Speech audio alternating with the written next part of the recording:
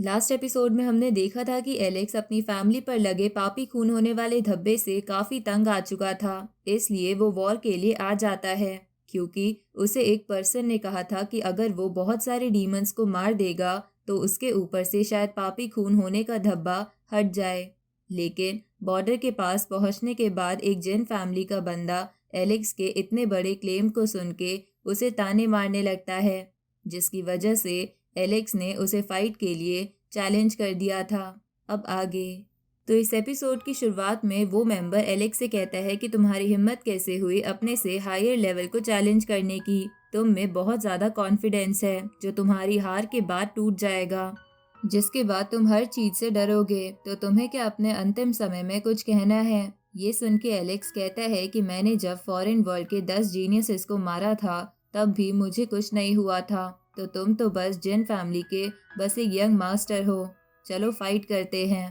तभी एक troop army का लीडर उन दोनों से कहता है कि मैं तुम्हें लड़ने की परमिशन देता हूँ, लेकिन अगर किसी ने भी दूसरे को सीरियसली इंजर्ड करा तो तुम्हें पनिशमेंट मिलेगी। ये सुन के वो मेंबर अपनी सोल को लड़ने के लिए बाहर निकाल लेता है, साथ ही एक डोमेन भी बना लेता है। तो ये सब देखकर कुछ लोग बोलते हैं कि इसका डोमेन तो सन जैसा है, साथ ही सोल भी काफी स्ट्रांग लग रही है। इसे देखकर तो लग रहा है कि हुआंग का जीतने का कोई चांस नहीं है। उसी वक्त एलेक्स भी अपनी सोल बाहर निकाल लेता है और उसे एक तलवार का फॉर्म दे देता है, जिसे देखकर वो मेंबर बोलता है कि ये तो वॉर पैसिफाइंग इनकारनेशन टेक्निक है, जो कि वैंग क्लैन की सिग्नेचर टेक्निक है। तो ये तुम्हारे पास कैसे आई? इस पे वो वैंग क्लैन का एल्डर कहता है कि तुम सच कह रहे हो, ये टेक्निक तो हमारी ही है। तो आखिर ये इसने कैसे सीख ली? अब वो मेंबर एलेक्स पर अटैक करता है, लेकिन एलेक्स अपनी उस स्वॉर्ड से उस अटैक को रोक पा रहा था, जिसे देखकर वैंग क्लैन का एल्डर कहता है कि पहले तो मुझे लग रहा था कि ये टेक्निक उस टेक्निक की जैसी दिखती है, पर ये तो उतनी ही ताकतवर भी है। ये सुन के वो मेंबर अचानक से घबरा जाता है और सोचने लगता है कि ये टेक्निक तो सोल को ख़त्म करने के लिए ही होती है।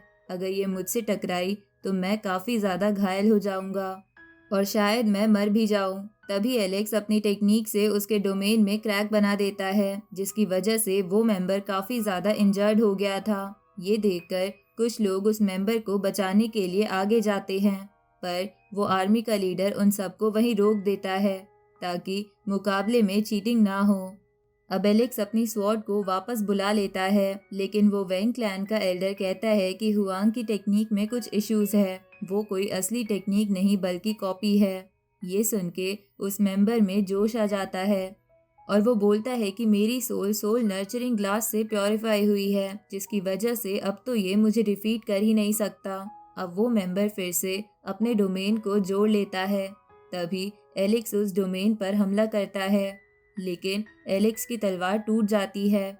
ये देखकर वो मेंबर हंसते हुए कहता है कि इसकी वजह से तुम्हारी बॉडी इंजर्ड ज़रूर हुई होगी, लेकिन एलेक्स ने यिंग यांग टाइम रिवर्सल टेक्निक से खुद को इंजर्ड करने से बचा लिया था।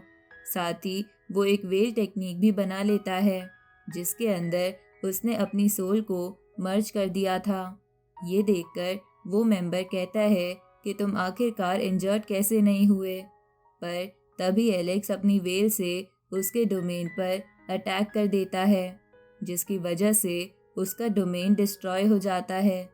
तभी एलेक्स उसकी बॉडी को लात मार के ज़मीन पर पटक देता है और उस पे अपना पैर रख लेता है और बोलता है कि क्या अब भी तुम्हें मेरा कॉन्फिडेंस घमंड लग रहा है? इस पे उस मेंबर की सोल कहती है कि मैं सेल्फ सर्विंग लेवल पर हूँ, मैं तुम जैसे से कैसे हार सकता हूँ।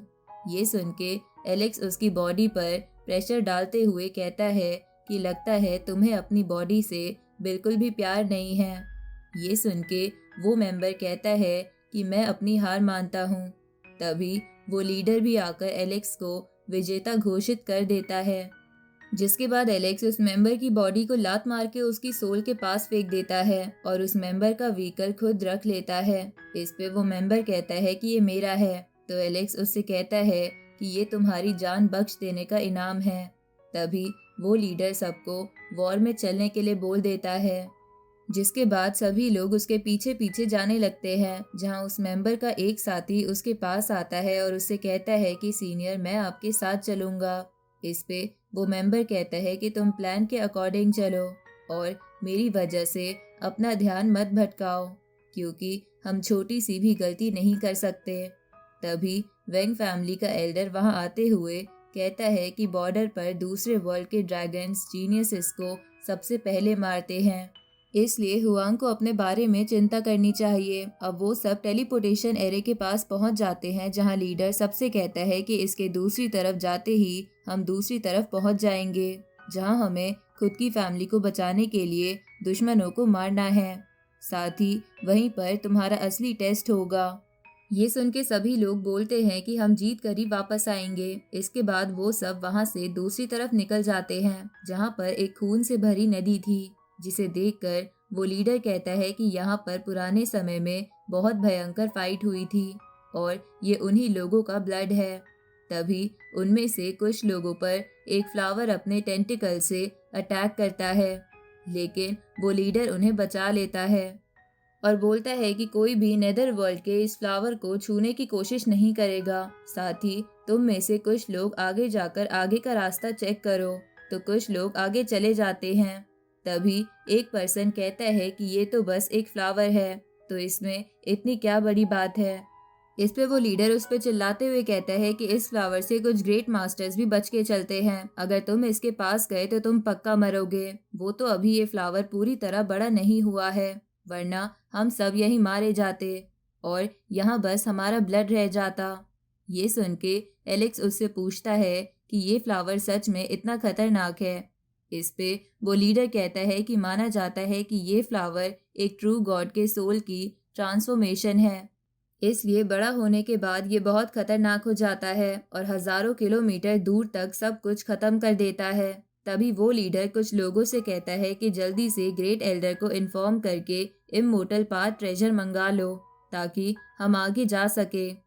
लेकिन उसी वक्त वो फ्लावर वहां से चला जाता है, जिसके बाद वो लीडर सबसे बोलता है कि अब हम आगे जा सकते हैं, पर याद रखना दूसरी तरफ का एरिया बहुत खतरनाक है और वहां पर divine medicine mountain, ancient burial ground, sky monster forest और ऐसी कई जगह है, इसलिए तुम उनमें से कोई भी जगह जा सकते हो। इस पे एलेक्स कहता है कि बॉर्डर पर मैं पहली बार जा रहा हूँ, इसलिए मैं आपके साथ ही चलूंगा। तभी एक पर्सन बोलता है कि हमारी तरफ तो कोई ट्रू गॉड बचा ही नहीं, तो क्या हम उन लोगों से जीत पाएंगे। इस पे वो लीडर कहता है कि तुम सही कह रहे हो, पर अभी तक हम सभी क्लैंस किसी रीजन की वजह से ही सरवाइव कर पाए हैं। तभी एलेक्स आसमान में एक दूसरे वर्ल्ड का पोर्टल देखता है और उसके बारे में उस लीडर से पूछता है। तो लीडर बताता है कि ये एक मिस्टीरियस वर्ल्ड है जो काफी समय से हमारे बॉर्डर की रक्षा करता आया है, पर कोई भी नहीं जानता कि उस वर्ल्ड में क्या है। जब भी कोई डीमन वर्ल्ड का इमोर्टल हमारे वर्ल्ड में घुसने की कोशिश करता है तो यह हेवनली चार्म्स वर्ल्ड अपने आप एक्टिवेट हो जाता है और इसी की वजह से अब तक हमारे वर्ल्ड पे इमोर्टल्स का हमला नहीं हुआ है। ये सुन के एलेक्स सोचता है कि अगर ये वर्ल्ड नहीं होता तो पक्का हमारा वर्ल्ड बहुत ज़्यादा खतरे में होता। तभी वो लीडर कहता है कि पास्ट में यहाँ पर एक और सिटी हुआ करती थी जो इस जगह को गार्ड करती थी, पर वो गायब हो चुकी है। इस पे एलेक्स उससे पूछता है कि क्या आपको पता है कि वो कहाँ गई। इस पे वो लीडर बोलता है कि किसी को भी नहीं पता, पर शायद वो समय के साथ डिस्ट्रॉय हो गई या फिर कहीं छुप गई। 1 साल पहले कुछ लोगों ने उस सिटी को देखा था, पर उसके बाद उसका कोई पता नहीं, क्योंकि यहाँ पर अलग अलग चीजें होती रहती है। तभी एक पर्सन वहां आके लीडर से कहता है कि दूसरी तरफ फॉरेन डीमंस आ चुके हैं और एक फॉर्मेशन तैयार कर रहे हैं ताकि वो लोग इमोर्टल्स को हमारे वर्ल्ड में ला सके। अब एलेक्स और सभी दूसरी तरफ आ जाते हैं और उन सभी डीमंस पर हमला करते हैं और एक एक कर उन्हें खत्म करने लगते हैं। तभी एलेक्स दुश्मनों को मारते हुए गिनता जा रहा था ताकि उसके ऊपर का पापी खून वाला दाग वो हटा सके। उसी वक्त एक पर्सन उसे काउंट करने के लिए एक टोकन देता है, जिसकी वजह से उसे अब खुद गिनती करने की जरूरत नहीं थी। उसी वक्त एक डीमन एलेक्स पर हमला करता है, तो एलेक्स उसे तुरंत ही मार देता है, जिसकी वजह से उसके टोकन में 1 पॉइंट बढ़ जाता है। तभी वो टोकन वाला पर्सन एलेक्स से बोलता है कि अगर तुम्हें ज़्यादा पॉइंट्स चाहिए तो तुम्हें हायर रैंक्स और रॉयल मेंबर्स को मारना होगा, जिससे तुम्हें एक ही बार में 100 पॉइंट्स तक मिल सकते हैं। ये सुन के एलेक्स ये सब बताने के लिए उस सीनियर को थैंक यू बोलता है और वहाँ एक ताकतवर डीमन को ढूंढने लगता है, जहाँ उसे एक black scale monster king demon मिल जाता है जो कई सारे ह्यूमंस को खा रहा था। साथ ही वो फॉर्मेशन बनाने में भी मदद कर रहा था। तो ये देखकर एक ह्यूमन मास्टर उस पर हमला करता है, लेकिन उसका अटैक डिस्ट्रॉय हो जाता है और वो मॉन्स्टर भी उसे खा जाता है। ये देखकर एलेक्स उसके पास आता है और अपनी डिवाइन बॉडी निकालकर उसको पंच करके जान से मार देता है, जिसके कारण फॉर्मेशन का एक हिस्सा टूट जाता है। साथ ही एलेक्स को एक साथ 50 पॉइंट भी मिलते हैं। ये देखकर एलेक्स बोलता है कि अब तो मैं इस जैसे को ही मारूंगा। इस तरफ डीमन वर्ल्ड का एक जनरल एलेक्स को नोटिस कर लेता है और उसे एक ट्रैप में फंसा देता है। साथ ही अपने लोगों से कहता है कि जल्दी से इसे मार दो, ये एक जीनियस है और जिसने भी इसे पहले मारा उसे रिवॉर्ड मिलेगा। ये देखकर कई सारे डीमंस उस पर हमला करते हैं, पर एलेक्स उनमें से कईयों को मार देता है। तभी वो जनरल कहता है कि लगता है ये अपनी आर्मी का उत्साह बढ़ाना चाहता है, इसलिए इसके ही लेवल के जीनियस को बुला के इसे मार दो। तभी वहाँ एलेक्स के लेवल का एक कल्टीवेटर आता है और बोलता है आज मैं तुम्हारा सर कलम कर दूंगा। तभी एलेक्स बोलता है कि मैंने तुम्हारे 10 जीनियस को मारा था, तो तुम मेरे सामने क्या चीज़ हो। अब वो जनरल भी हुआंग को पहचान लेता है और सिल्वर स्पाइडर किंग को वहाँ बुलाता है, जिसे देखकर एलेक्स बोलता है कि ये हमारे वर्ल्ड में होती थी, लगता है इन्होंने पास्ट में दुश्मनों से हाथ मिला लिया। अब वो स्पाइडर एलेक्स को अपने जाल में फंसाने की कोशिश करती है। उसी वक्त वो फॉर्मेशन भी रिपेयर होने लगती है जो पहले काफ़ी टूट गई थी। तभी स्पाइडर एलेक्स से कहती है कि मैं तुम्हें मारकर हमारे वर्ल्ड के ह्यूमिलिएशन का बदला लूँगी, लेकिन एलेक्स अपनी स्पिरिचुअल स्वॉर्ड बना के उसे ख़त्म कर देता है और बोलता है कि क्या कोई और भी रॉयल क्लैन का मेंबर लड़ना चाहता है।